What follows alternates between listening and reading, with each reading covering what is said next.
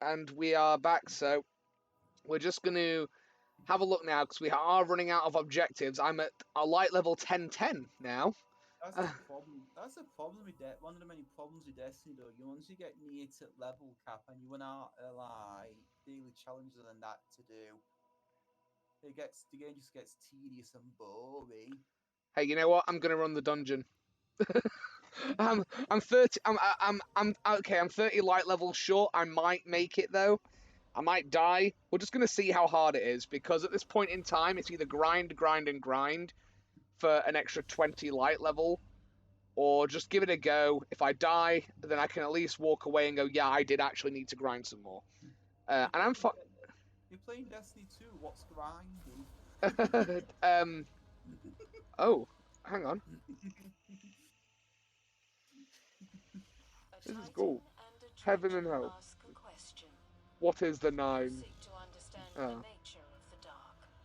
We forged an answer. It's the German word for no. What? Where? Oh, you're. Oh, okay. This is really interesting. Oh my god, where the hell am I going? What the hell is this? Guardian, do you read? What godforsaken land as the game took you to? This is trippy as all hell. I'm like in some weird... It looks like the Broken Shore, but there's floating gold spheres that look like Time Lord stuff from Doctor Who. And there's a lot of Taken here, so... I'm not dead yet. I mean, these thralls these Taken thralls are like bullet sponges, but they haven't killed me yet. So, There's always time. Oh yeah, I'm definitely gonna die a couple of times, but I might be able to like, if I stick at this dungeon for an hour or so, I might actually be able to clear it. Let's have a look. We'll see when we get to the first like boss of the dungeon, then we'll know how hard it's going to be. The knight. Oh, okay. The knights are pretty tough. Recommended power level 10 foot. Stop reminding me. I'm 30 light levels short. I know. Do you know what? I'm gonna try my new sword because this is anime now. Shut up! I am Cloud. Oh god. Yeah, this is pretty. It's pretty tough. Imagine Destiny 3 having like full random customization, and you could make an anime girl guardian. Why is Hatsune Miku running this dungeon with me? Hey, I'd play as Hatsune Miku and have no complaints. Listen, there's got to be limits on customization, man, because people will run with that idea and they'll take it too far. You'll end up dropping into a crucible where someone's customized the Guardians like Nicolas Cage. There's one guy dressed as Nick Cage. There's one that's supposed to be like Donald Trump, and another one where it's supposed to look like George Bush or something. Or Elon Musk. And then you've got somebody who's made Belle Delphine, and then you're just like, why? Why am I here? I've seen some of Belle Delphine, and I've heard things about her, but I don't. You don't need. No, honestly, there's no. Don't do that to yourself, man. I literally know her from the meme about the bathwater, where she was selling a bathwater. That's how I found out about her. Well, I'd not heard anything about her. Then a YouTuber I watch called Pyrocynical was talking about how there's some girl on the internet selling a bathwater. I was like, wait, did what? She actually do that? Yeah, she did. She legit. She did. She sold it. Surely you can't do that though, because it's technically not illegal. Yeah, not illegal, but it's not hygienic. Oh no, it's not hygienic, but at the same time, there's a website where you can have somebody send animal feces to somebody's house. It's not supposed to be hygienic. Like, for hygiene reasons, you shouldn't be allowed to do it for hygiene reasons. Oh, there's a lot of things you shouldn't be able to buy on the internet. Like, have you ever seen Wish.com? I've heard of it. There's a really great There's like there's a Facebook page I follow called Wish Suggestions with Threatening Auras. Okay.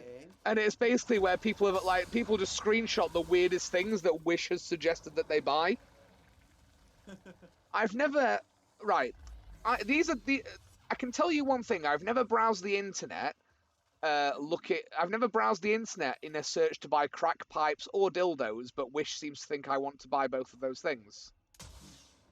So Wow. it's like, yeah, like recommended for you. Do you want a crack pipe? I'm like, listen, my life hasn't got that bad that I've turned to crack yet. You know what I mean? It's like it's like we're not far off. I get that, Wish. Like, what are you trying to say? But it's like it's like Wish is just there. Like, I'm scrolling through Facebook. It's like Wish is like, do you want to buy a crack pipe, man? How about this one that looks like Pickle Rick? Do you want it? It's like, no. Literally, you've taken the fact I like Rick and Morty and thought that means I smoke crack. I mean, I understand, but like, no. To be honest, I think anybody who watches Rick and Morty and says it's like the best thing to watch is on crack. See, what bothers me about the Rick and Morty is simply the fan base. I like Rick and Morty because I think it's funny, but not because I think that watching it makes me superior to other people. Yeah, Right? people, like, I've seen people say, who watch it, say you need 500 IQ, at least 500 IQ to watch it. By the way, you were right. I was definitely not prepared to run that instance. I made it through the first room, and then there was a room full of knights, and I died a lot. So I'm gonna go back to doing strikes.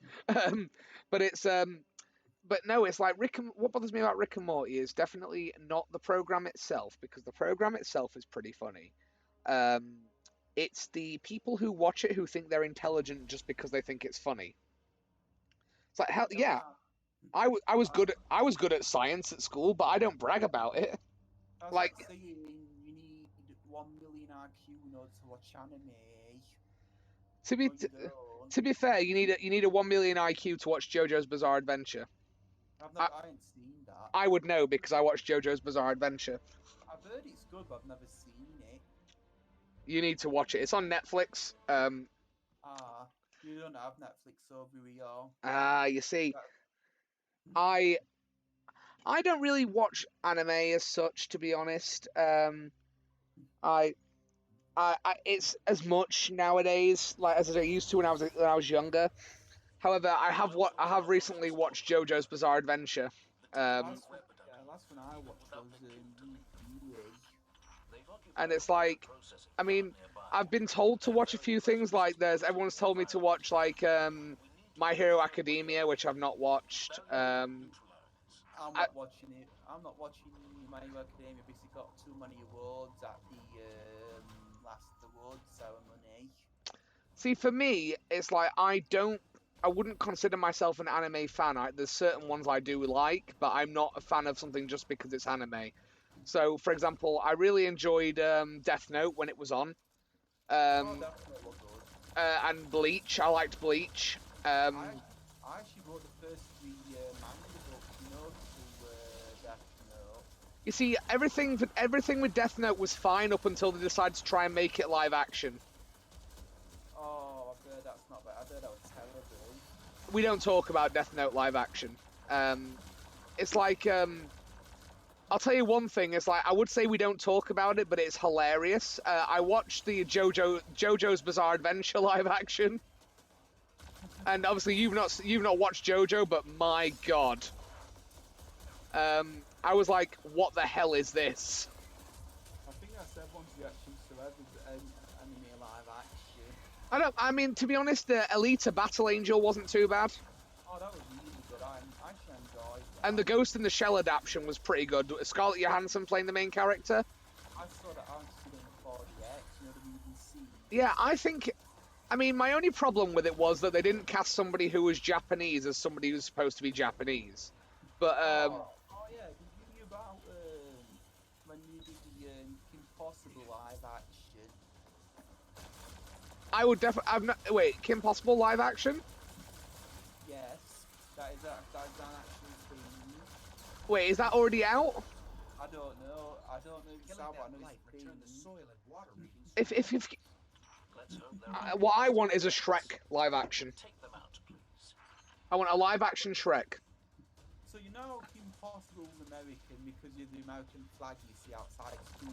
Yes. They've casted an Asian person for her. I mean, if she's good, that's fine. It's like what I said about a lot of people started saying, well, it's racist because Scarlett Johansson's white, and I was like, well, no, if she's good in the role, then let her play it. But at the same time, like, I suppose because it's anime and it's from Japan, maybe they should have cast a Japanese person, but also the person in the actual anime character doesn't look like a Japanese person. They look quite like sort of westernized. Do you know what I mean? So it's hard. It's a tough one to call because yes, it's Japanese. It's easier to call when it's not an anime live adaptation because anime live adaptations are a little tricky because it's like how is the character meant to actually look? It's like how is the character supposed to look? And it should be based on that. Like how, but it shouldn't even be about how the character looks. It should be right. Let's do some screen tests with different actors and just cast the best one for anime, especially because I think when you're planning the Kim Possible live action, yeah. I don't think they paid any attention to the American flag outside the high school. Well, I think the thing with Kim Possible is that you got to bear in mind it's a Disney property, and with it being Disney, that means that they have a lot of actors, and they have a lot of actors, and they probably have a contractual obligation to have actors be in so many films. I mean, I don't know the ins and outs, but also you got to bear in mind that if the film's good, I don't really care about how they cast people. My argument is always the same. It's like, I'm never going to look at a film and go, oh, I'm not going to watch it because they cast so-and-so to play this character. Unless it's something that's kind of racist. Do you know what I mean? Until the latest Ghostbusters movie happened, and what disaster that was. Well, I think the thing with that Ghostbusters film is not because they'd had a female cast. It was because it was just a bad film.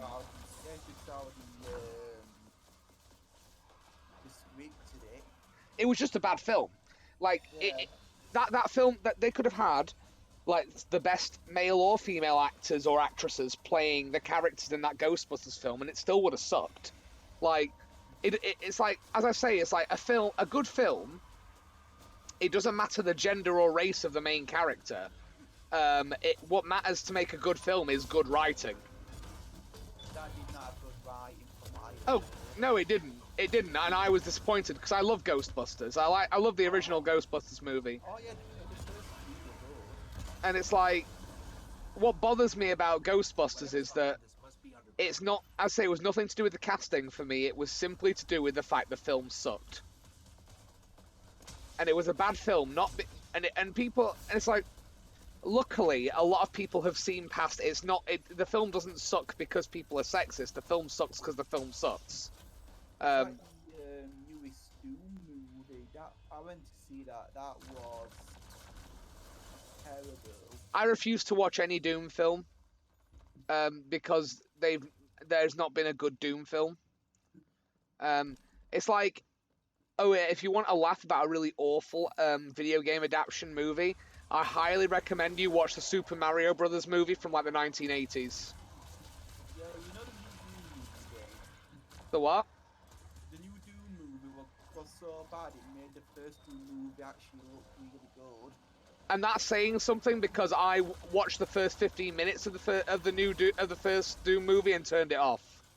I like the first one because it's been the Rock Johnson in it. I turned it off. I was like, I can't watch this. You know, It's got mainly. Rock Johnson and the BFG actually being used properly. Yeah, I know. I think what bothers me is they video game movies are either really good or really bad. It's like, in terms of really good video game movies, it's like, well, it's not a movie, but if you look at the Halo dramas they've done, like Forward Unto Dawn and Nightfall, they've been really good. Oh yeah, they were good. Like, that's how you do a game adaptation properly. You don't have it be... it's like, the live actions, they weren't centered around the Master Chief. I'm excited for the Halo TV show. Oh, the one that Steven Spielberg started work on at first. Yeah. I mean, it's kind of in limbo at the minute, isn't it? Like, It's in limbo, but once it happens, I'm hoping it's oh, gonna go.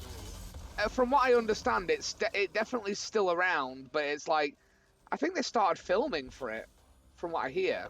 Oh, they started filming it, but it's not a Steven Spielberg movie anymore, which is obviously sound a lot. Well, the thing is, it's like, I don't particularly mind if Steven, as long as it's good and it doesn't like ruin things. Like, one thing I'd love to see is they should have they probably won't, but I'd love to see Nathan Fillion in it playing Buck. Alright. Because I love Buck as a character. But the thing with the Halo TV show is you don't know what part of the Halo.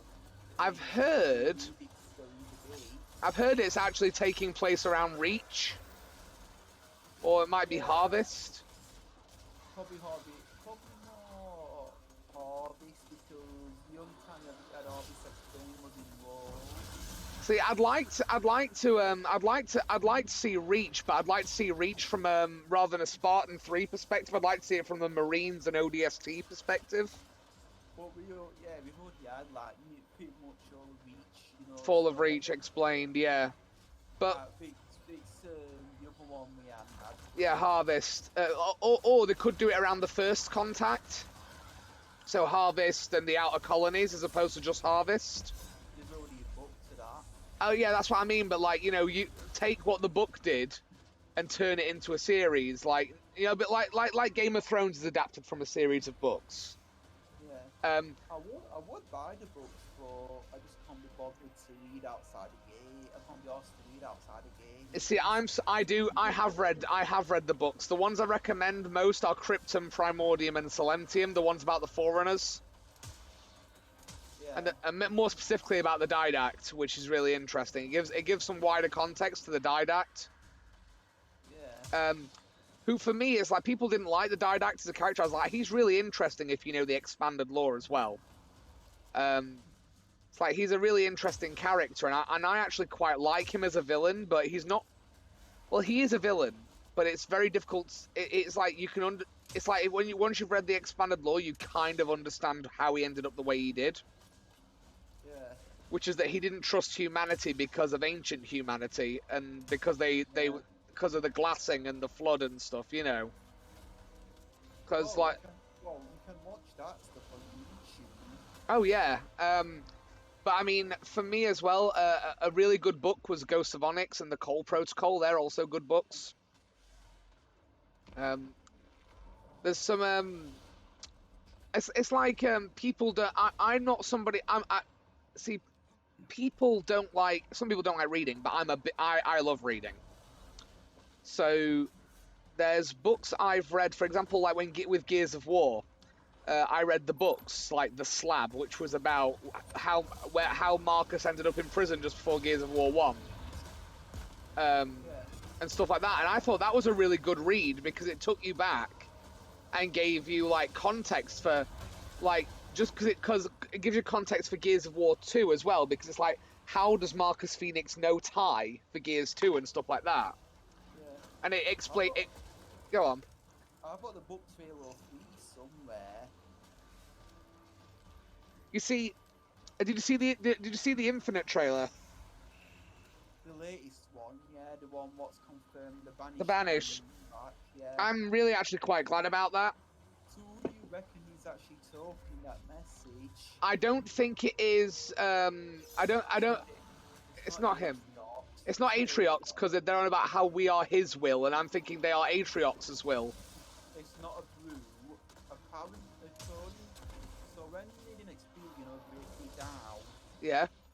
Someone in his comments, they did another video after, and reading the comments, people looking, saying he was talking. Yeah. And someone said that it would be, that mercenary elite. The mercenary elite. Who Atriox hired. Yeah. Someone said it, but it sounded like him. It could be, but I had another theory, which was, it could be like just a generic brute captain, like one of Atriox's lieutenants, or it could be. Now this one's a bit more far fetched, and it could be Atriox. Now why could it be Atriox?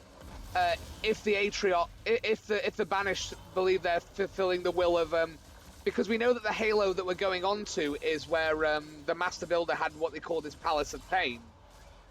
Yeah. So unless they're siding with an AI that the Master Builder built, and they're fulfilling his will, because they believe they'll get the mantle of responsibility by doing so.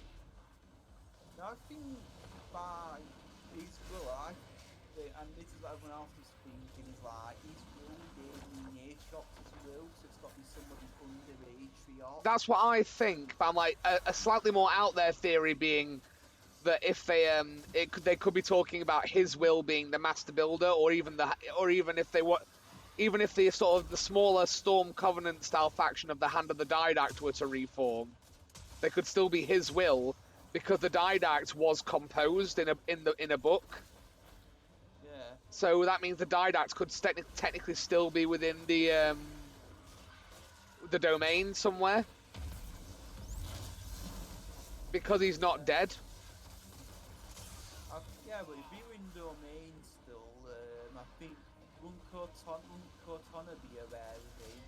But well, she might be, but unless, of course, because the Didact doesn't trust humanity, unless the Didact's hidden himself somewhere within the domain to prevent Cortana from seeing him. Now, what I want to know is what the relationship between, because we know that this Halo is where the Master Builder had his laboratory of experiments, is. I want to know, are we going to explore that? Because it would be a stupid thing not to. Another thing someone said, well, another question that's been asked is, how is Cortana respawn? How is Cortana respawn once Aatrox and that take over that Halo ring? How is she going to respond? Is she going to go to war with the Banished, or is she going to try and get them on side? You know. Because in the first trailer for Infinite, the Halo ring is already destroyed. Yeah, it's like, what is it? It's like the one that they had. It's like it's interesting because obviously all those, like, the first trailer we got at E3, it's like there's already been some kind of war. Because there's those injured Marines and stuff, isn't there? You know. So, and obviously we know that there was a clue given to us in that first trailer, which was that writing on the wall said "enemy within." So the enemy within is what that ancient writing said on the wall. Which means that, like, they could have a war on four fronts, because there could be humanity and, like, the Infinity and obviously Master Chief. Then you've got the possibility of the Flood, because the Flood are supposed to be on this ring, if we're going by the lore. The Master Builder's Palace of Pain is supposed to be on this ring. You've also got the theoretical, therefore, presence of Prometheans, as well as the possible presence of, obviously, well, Cortana's going to be there, and the Banished. Another idea that's been run around is Sordus and Helios versus the Banished. It's going to, yeah, that could be, that I reckon that's possible. I want to know as well, because Dr. Halsey's still around, like, is there going to be a confrontation between Cortana and Dr. Halsey at any point? Because Cortana hates Dr. Halsey, and Dr. Halsey, the last time we saw her, was on Sanghelios with Master Chief and the Arbiter and Locke. Which means that, where is she and what's she doing? Where's Lasky? Where's Locke? You know what I mean? Oh, I don't think anybody wants to talk about that. I mean, I want to see what... the only reason... I'm not saying I want him back, I'm saying I want to know where he's at or what he's doing. Because, like, Locke is so magically spun off in Halo 5. Well, yeah, but, I mean... as much as he did that, I really want to see where Spartan Lock is. I want to see him at least either mentioned or we see him doing something, like, because he was built up to be a big character. If they just like dropped him and like, oh, who? You know, it'd be a waste.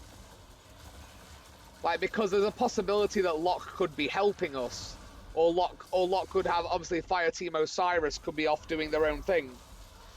He's probably being sent after Cortana or something. Yeah, I assume that because Special Agent Locke A works for Oni and B is quite a competent Spartan 4, quite clearly. You know, I assume that he has been sent to deal with the threat. Maybe maybe because obviously the Infinity made that blind jump to escape Cortana. Maybe he's going to try and find where the Infinity ended up. Probably. Like maybe towards the end of the game, or the story at least, maybe towards the end of the story we see him bring the Infinity. Maybe we see, maybe for the last confrontation, maybe between humanity and Cortana, Locke comes in at the last second, like with the clutch to save our ass because he's brought the Infinity and the rest of the Spartans. You know? Yeah. Like, you know, when it just looks like we're all about to lose. Oh, I just got a legendary. Exotic, sorry. The Helm of Saint 14. Nice. I like Saint 14, so I'm quite happy to get that weapon.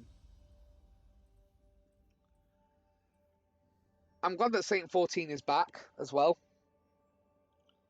in Destiny. Yeah. Like, he came through the Infinite Forest like, I have been gone for a long time, comrade. Like, with this like thick Russian accent, like no one knew what he sounded like, and he just comes out sounding like the heavy from Team Fortress 2, and you're just like, yes. It's like, I was like, I love the fact they made the Saint 14 like Russian as well. Yeah. Mainly because it just suits him so well. You know, like when it just makes sense. Yeah. So now we've got, so now I've got the Helm of Saint 14. That's really nice. Just need to color it like the rest of my armor. It's like a Spartan helmet, not a Halo Spartan, like a Greek Spartan. Yeah. Let's see what we got here. Helm of Saint 14, the gear details. Yeah, so Wood Dawn blinds enemies and grants overshield guarding light. He walked walked into the demon light, but at the end he was brighter. Ah, nice. I like that helmet anyway. It's my favorite helmet in Destiny 2. Just because it looks so cool. It's like a Centurion helmet. You know, it's got like that kind of frill across the top. Yeah. I didn't expect to get that at all. That's badass. That was worth running a really annoying strike with a team that didn't know what they were doing for. Let's see, what have we got? Because I've got to hand some. I've got some loot that was delivered to the mailbox robot, which I find really irritating. Yeah, it'll be like stuff you've not That seen. I didn't pick up, like an engram I missed or something. Yeah, it's usually stuff you've not seen and picked up. Just gonna have a look at something here. Jesus Christ.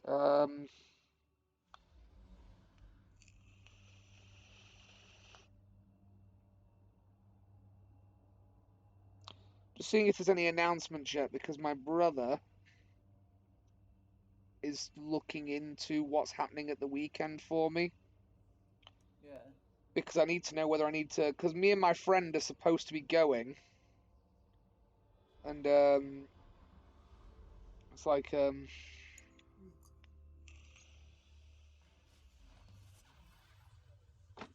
I need to work out whether I need to book.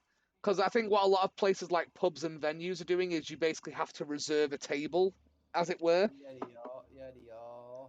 Like, so you don't have to reserve a table and you've got to sit there, But what you do have to do is, like, there's only a certain amount of people, and once that amount of people is gone, then they won't let anybody else in until somebody leaves.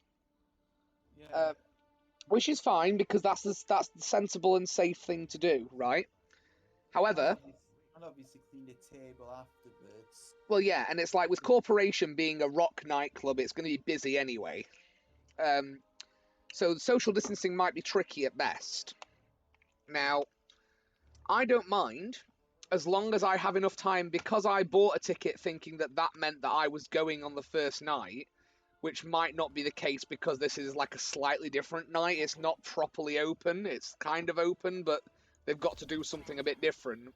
It means I'll have to reserve a table, which is fine because as soon as they go live, I've just got to make sure I reserve one because they'll be gone like that. Yeah. Because everybody who during lockdown, I mean, it's like, you know, those of us who enjoyed a night out, it's like, who of us doesn't want a night out after this? Do you know what I mean? Like those of us who have, you know, I was used to going out once or twice a month, right? To go from that to not going out at all is kind of a shock to the system. Do you know what I mean? Yeah, I got used to doing that during my 3 months between school and secondary school and college. I got used to doing that. You see, for me, I'm not the most social person, but because I'm kind of introverted, I like having a time and a place to go out and socialize, i.e., going to locals and then going out to Corp nightclub. That's my social activity for the week, kind of thing. You know what I mean? Yeah, Like, so I'd go and play some Yu-Gi-Oh, then I'd go drinking, and that'd be me done for the week, socializing. You know. Yeah, I just don't like being out. I just don't like being out of my bedroom.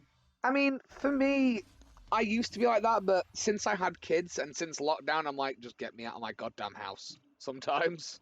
Because like it's basically like, you know, like a safe spot, whatever you call it is. Well, everyone has a safe place, don't they? Do you know what I mean? I know that. And it's got everything I need: Xbox, PC, full size fridge, freezer. I mean, this is the thing. It's like some people thrive when in space where they don't have to interact. Where some people, like me, I like my own personal space and I like being able to do my own thing. But I also have to have a space for my like going out and socializing. Like I like to have a balance, where like, well, not a balance, but I like to have, i.e., I like to be able to go out on a night out for some drinks and stuff, to meet some of my friends, and I like to go to my locals and play some Yu-Gi-Oh. Like, so for me, like, it's important for me to have that balance. Somewhere between doing nothing and doing stuff sometimes. You know? And it's like, it's not for everyone. You know, some people don't like going out at all, and that's also fine. However, for me, I have to have a balance because I feel like I'm going to start going crazy if I can't. You know, I mean, eventually, I just feel like I'm going mad after a while. Which is not. It's not a bad thing. It just means that, like, my sort of close friends, the ones who I'd go out with on a night out and stuff, I do miss them. I don't even see my friends anymore. You see, again, for some people, like, that works and that's fine. But for some people like me, it's like, because I'm one of those people that I'm very self-sufficient, but to some degree I do rely on my friends sometimes. And when I say I rely on them, it's not like a bad thing. It's more like I just need to see them every so often to remind myself that I have friends. But even though they're my friends, I also somewhat have trust issues, you know, when it comes to going out by myself. Yeah, I mean, that's fair though. Like, trust issues, I think, are natural. If the way I see it, right, if you ain't got trust issues, it just means you haven't had somebody be a backstabber before. It's like you haven't had somebody be two-faced with you. If you don't have if you can go through life without trust issues, it just means you've had really good friends. Do you know what I mean? Yeah. with me, I've got great friends. I've got some amazing friends now, but it doesn't mean I haven't had some terrible friends in the past who have made me struggle to trust people. Yeah, a lot of my friends I've lost contact with, or either fallen out with. You see, so much, not so much for me, but one thing that I found really irritating, and this is something I could rant about forever, so I won't bore you, is that since becoming a parent, a lot of my friends have stopped talking to me. Yeah. And I think it's because they assume I don't have time. Oh, some friends will do that. But the reality is, like, what they don't understand is that I do have time, and it's like, as a parent, that I have to make time for my friends, but I will make time. Do you know what I mean? Yeah. And it's like, but some of my friends, they get it, and they're like, you know what, that's fine. But like, what some of my friends don't get is that they won't bother even inviting you to things. Yeah. Like for me, I'm like, even if I can't come, a simple invite goes a long way to make you realize that you still have friends. Yeah. And it's annoying. I would go. I would like go and go and hang out with my best friend from who I've been best friends with for like more than 10 years since primary school now. Yeah. But the proper issue is he never leaves the bedroom either. Well, at least you can both hang out in your bedrooms separately together. And he doesn't really talk to it. And when he's on the Xbox, he just sits on YouTube the entire time talking to nobody. Oh, right. Hey, I forgot. I've just had a look in my vault. I've got quite a lot of exotics in here that I didn't know I had. Oh yeah, Vigilance Wing, Witherhoard, the Red Mamba, Merciless, Drang, Borealis, Two-Tailed Fox. Just gonna go and get a drink from a No worries. fridge. Two-Tailed Fox. I didn't know I had that rocket launcher. That's cool. I didn't even know I had that. When did I get that? Jesus.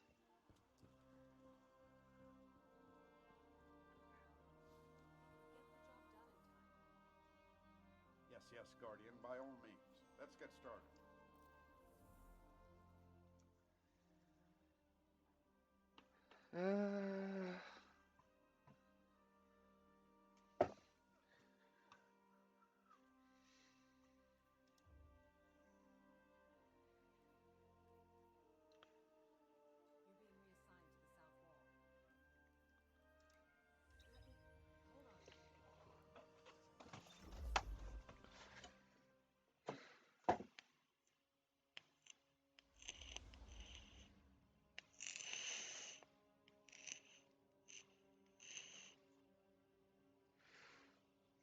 How on earth can my battery be low in my e-cig? I've literally just charged it. Yeah. I'm back. No worries. I was gonna say I didn't realize I got the Two-Tailed Fox rocket launcher. It's just sat in my vault. Yeah, I saw it in your vault a few streams back. I was like, ah. I was like, I didn't realize I got that. I mean, I'm not gonna use it just yet, but yeah. I really don't understand why people don't like that rocket launcher. It price 2 rocket avoidance solar rocket for the price of 1 rocket. What's not to like? Well, that's what I mean. It's like I need to like get some upgrade modules to make it relevant still, but like I'll definitely be having that back in my arsenal. I capped it on my arsenal, so I can keep it good, keep putting it up. Yeah, it's like it's good. It's a decent weapon. I don't know why you don't see more of it. I mean, I can imagine that being really useful, especially in sort of a strike or raid. Or in strikes, it's really good. It's basically like a 2. Of course, it's not a Galahorn, but you get the idea. Yeah, but Galahorn's Galahorn, man. It's like Galahorn's its own thing. Galahorn is what just made the community toxic. Because if you didn't have Galahorn, nobody wanted to know you.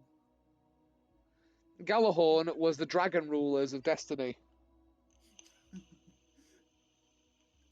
But the Galahorn was a lot of fun to use when you once you've had it. Hey, so what you're telling me is Galahorn is Dragon Rulers, but Destiny. Mm-hmm.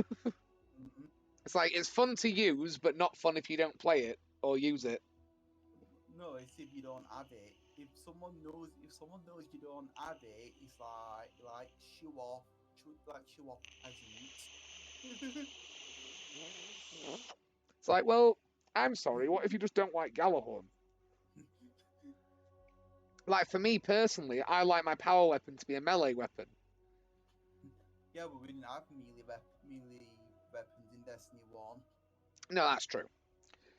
It's like it's like the hand cannon I like is the is it Rat King they call it? Oh, that one. I like that. Yeah, it's like I'm not a big fan of hand cannons, but I like Thorn and I like Rat King. My three favorite exotics will always be two-tailed fox. Yep. Galahorn, of course, obviously. Yeah. That thing would there was just nothing to match its power. Yeah. Ever. And the rechargeable sniper. See, my favourite is not one of those. It's from Destiny 2's Red Legion, so the first part, and it's Skyburner's Oath, the scout rifle. Yeah, because it's like, okay, I'm out with my sniper.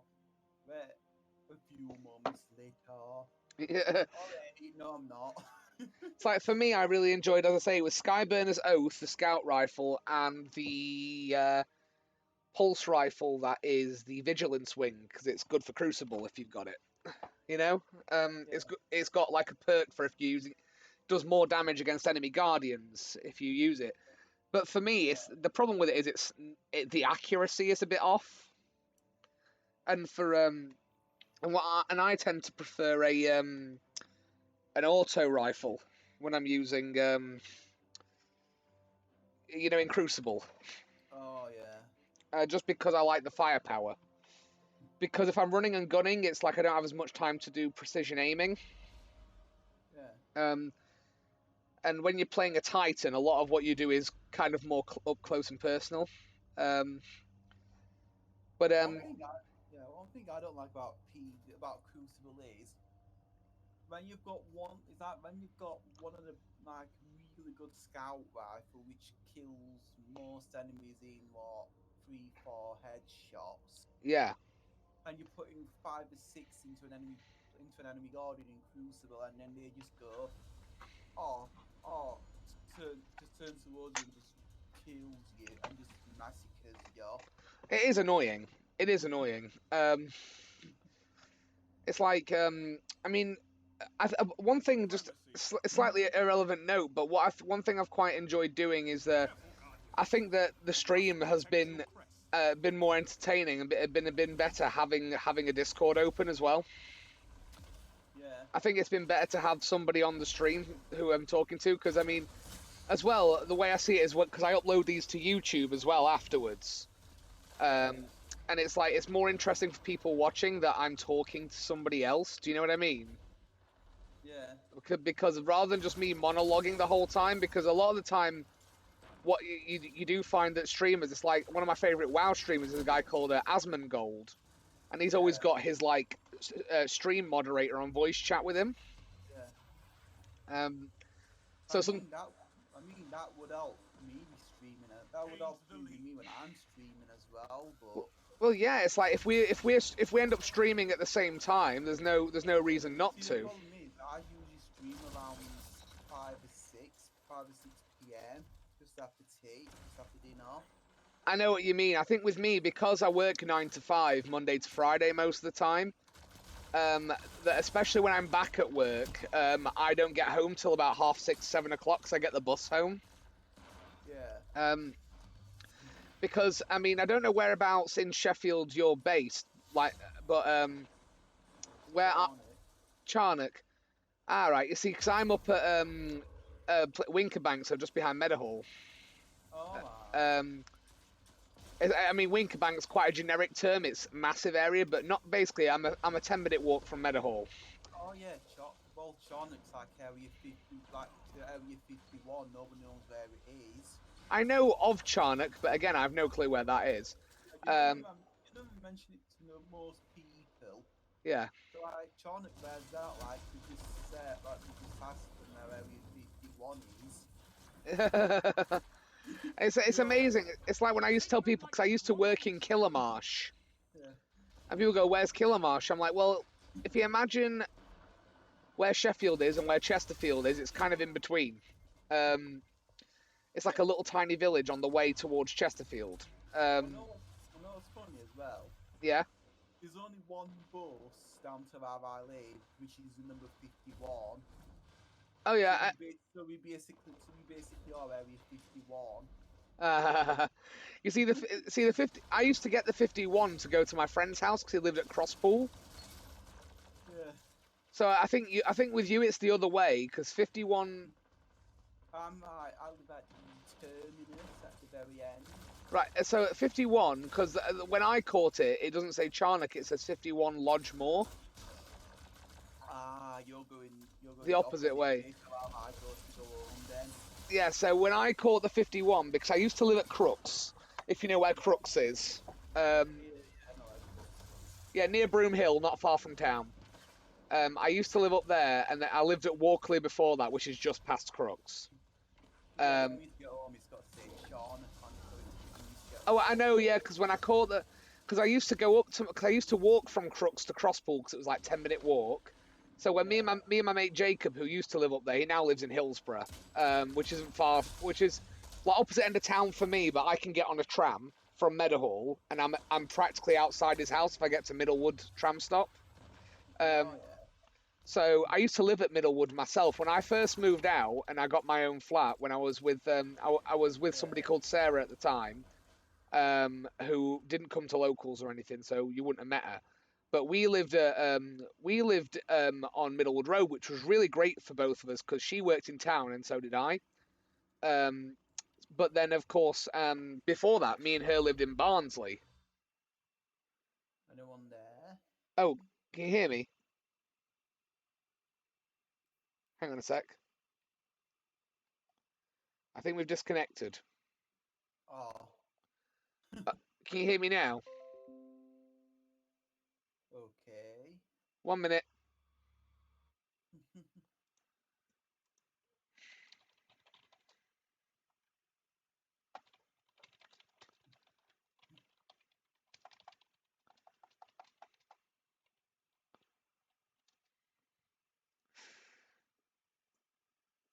Can you? Hey, can you hear me now?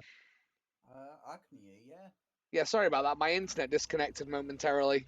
So it didn't end the stream, so it was literally for like 2 seconds. But it kicked me out of my Crucible game. Damn it. It's okay. It's okay. We were losing. Your internet's like you had your exotic for the night. Yeah, you've had your helmet of Saint 14, man. You know you're good. You know we know that your stream's ending in like 25 minutes, man. So we're just gonna make this hard for you. It's like, but no. So when I used to live in Hillsborough, and then which was fine because I worked in town at the time. I mean, now I work on Ecclesall Road. Oh yeah. Well, just off Ecclesall Road. Do you know that area of town at all? I know of it. Well, do you know there's the old cemetery up there, the big old cemetery, the general cemetery? It's like an old overgrown cemetery. I basically work just in front of that in a big building. Oh, it's like a real long road down in it, and there's like a cemetery set right. Well, looks like a castle arch entrance. It's like got an old Egyptian style gate entrance. Is it like an arc like? Yeah, it is like an arc, yeah. And it's really big. A really big, like, yeah, and then you go in and it's like there's an old church in there which is abandoned. But and you've got like red fencing or something like that. I think it's black fencing now, but yeah, something like that. the general cemetery it's called, and it's kind of in between Ecclesall Road and Sharrowvale Road. So it's like if you walk. I'm trying to think where it's on the way down to. It's on the way down to. Where's it on the way down to now? it runs behind Ecclesall Road. Yeah, I think I know which one you want about. Which cemetery you want about? I think it's the one near closer to where I live, in it. I don't think it's up that way. It's more like maybe because I think There's a path directly down into town going past, I believe, City College. Oh no, that you're thinking of the Sheffield Lane Top Cemetery, the one near the Ah, manor. You're thinking of the one near the manor. ah, I know exactly which one you mean because I used to have to catch a bus up there when I worked in Kilmarsh. I used to have to catch a bus past that cemetery to get up through the manor, ah, through intake, and then out to Kilmarsh. ah. Yeah, but it's not far from there. But it's like, do you know Sheffield United football ground, Bramall Lane? Yes, I go past it on the 51. Yeah, it's basically there's that big roundabout at St Mary's Gate, which is just next to it, the big church. And then up, if you were to go up the dual carriageway past where Waitrose is, Yeah, and then turn left at Waitrose, so you go past the big tower building. yeah, You go past the Sheaf Island pub, which is like a big Weatherspoons. Then you go past there's like the Aviva building, and yeah, then there's Champs Sports Bar. If you walk down that road where the Champs Sports Bar is, Pear Street, which is where the big Aviva building is. If you go behind that, that's where the cemetery is. Yeah, it's a Champ Sports Bar next to a KFC by a car wash by any chance. Yes, it is. Yeah, opposite a car wash. Oh, you on about the one I'm on about? Yeah. Because I had to catch 51 that went up that back road, where you drove past the cemetery railings. Because I think I had to catch 51 up there because there's when I was going to see my therapist, there was a place called Argyle House. Yeah, I thought that was the cemetery you're on about because that's the same cemetery Yeah. we had my dad cremated. I'm gonna say it's a really big old cemetery, and it's got an old abandoned church that's empty, and there's like there's a big hall in there that people hire out for weddings and stuff. Yeah, we had my dad cremated at that one. You see, I go for a walk in that cemetery when I'm on my lunch because it's really near where I work. I work in one of the buildings on Ecky Road that's like 5 minutes away from the cemetery, and what I do is when I come out of where I work, I basically walk past the Aviva building. I come down that road where Champs is, past the big Aviva building, and then up into the cemetery, and then just walk through it, walk round it. I've caught the tram past. I don't think the tram doesn't go up there. The tram goes past the one at the manor. No. Yeah. You're right. Okay, I'll sorry, just close just come off. I'm just going to keep it down because the kids are in bed now. You can still hear me, right? Yeah. I don't know. Try. It's like it's one of the general cemetery. It's like it's really good for photography and stuff because it's got like overgrown graves and stuff like that go all the way back to when the Great Flood of Sheffield happened when back in the 1800s and stuff. Yeah. So I think it's the oldest cemetery in Sheffield, if I remember rightly. And it's I tend to go around because my dad actually works at Aviva. So I tend to, when I'm on my lunch, if we're on the same lunch, I tend to go down to Aviva and meet him and then go for a walk. Because he told me about walking around the cemetery on lunch, and I was like, well, that sounds cool. And it sounds weird, but it's like I was one of those people. It's like when I'm walking through the cemetery, it's quite funny because they're like, oh, great, here's the local goth walking through the cemetery, which is fair enough. But you know, did you shout me? Sorry, I thought you shouted me. It's but it's like it's interesting. It's interesting. It's a piece of history, that place. Yeah. And I tend to go, especially when the weather's nice. It's quite nice to just sit in the grassy area, near the chapel. I remember the one part of it that's really creepy is the abandoned church, which is all sealed off. like you can't get in. It's really interesting. Like I'm like, what's? I'd love to see inside it, you know, because it's all like kind of old and derelict. And when I was younger, I used to do a bit of urban exploring with my friend. Oh So we used to go to like abandoned places, in Sheffield. Like we went to this old abandoned factory and stuff like that.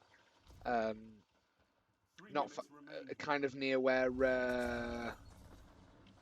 Well, it's on the tram route to Meadowhall, near where the Team Know How Curry's PC World people are.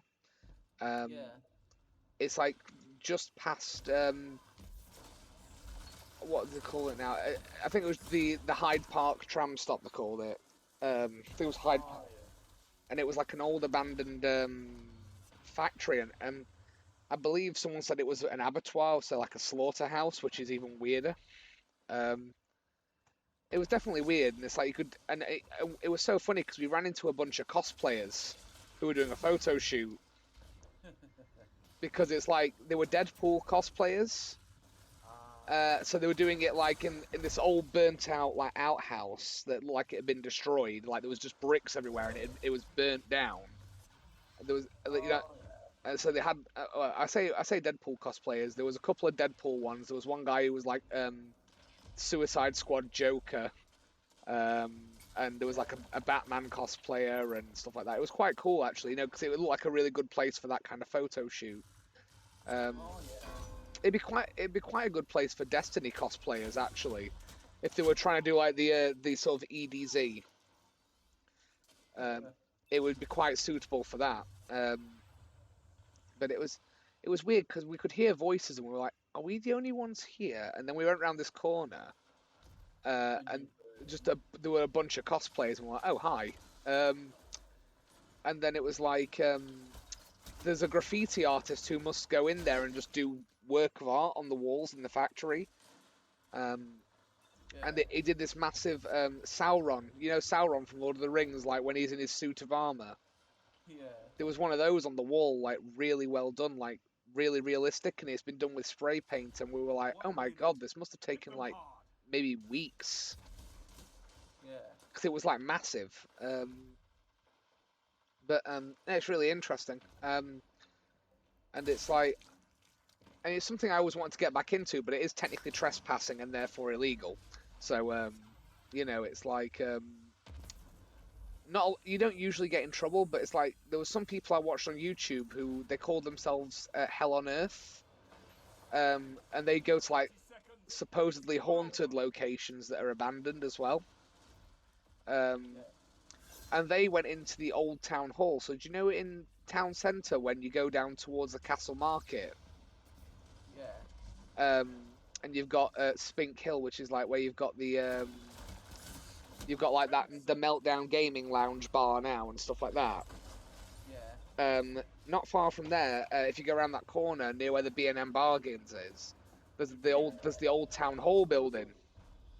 Yeah. And the old town hall building has been sealed off because the council want to sell it, you know, and redevelop it as something, which makes sense because it's a grade 2 listed building. Stand tall, But Guardian. This battle is they went yours. in. They went in, and you're not supposed to go in, and it is really creepy in there. Yeah. And on top of that as well, there's the old prison cells below, because it's like where they would keep prisoners back in the very, very olden days. Yeah. And I remember one time I was waiting, because the bus that takes me up here is that I catch it outside the old town hall. And I remember one time I was there, and there was somebody in the cellar, in the prison cell bits with a flashlight going round. And I was like, well, somebody's going to get arrested. But the thing is, they can get if they're nimble enough, they can get in through the roof. Yeah. Because you know they just take paneling off and just go in, which is like you're kind of damaging a listed building. I didn't really know how I felt about that. Like the whole point of urban exploring is you respect the building and you don't damage anything. Right, listen, I'm gonna call the stream to an end now because I've been on for a long enough time and I've got work in the morning. So I best actually, you know, get some sleep before the kids wake up in the middle of the night. Yeah. Yeah, but yeah, I'd say it's been really cool. So hopefully next time we're on stream, we can get you in on voice chat again, and maybe Klepto as well. Yeah. As Well, long yeah, as I uploaded another one of my EDO Pro decks on deck builds. oh, I'll definitely check all that out, man. Maybe not before I go to bed, but next time I'm online. Oh, I just did my Fair Hire deck. Oh, nice, nice. I'll definitely have a look at that. That's going to be an interesting deck build. Right, so I'm just going to call the stream off now. So thanks so much for watching, guys. Don't forget to drop us a follow, leave us a comment on YouTube, games you'd like to see us play, things like that. Thanks a lot for watching, and thanks to Lord Arbiter for swinging by and being a buddy on stream.